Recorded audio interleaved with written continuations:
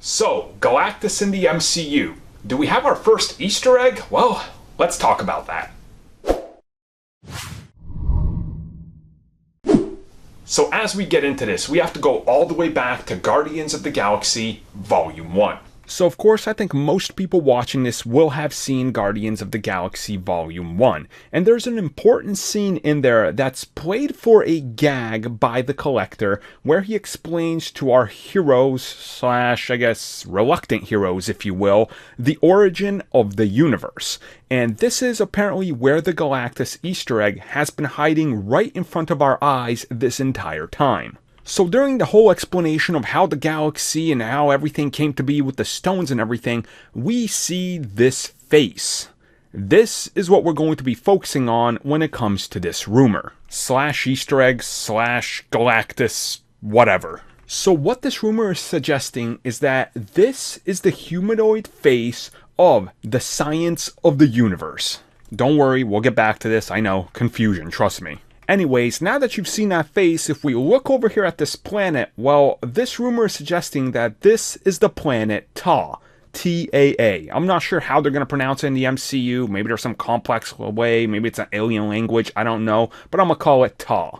Okay, now how does this hint at Galactus? Well, let's talk about this. So, in the comics, Galactus was originally an explorer. His name was actually Galen of the planet Ta. This planet, along with him, existed in the pre-Big Bang universe. When this universe starts to be killed off, it is Galen, along with some other survivors of the planet Ta, that end up leaving in a spacecraft, and they get engulfed in what's known as the Big Crunch. Science doesn't know what this is, or if it's even possible, but essentially what the Big Crunch is when the universe gets so big that it essentially implodes back upon itself. Now, it is during this that Galen does not actually die. Instead, he is bonded with the science of the universe.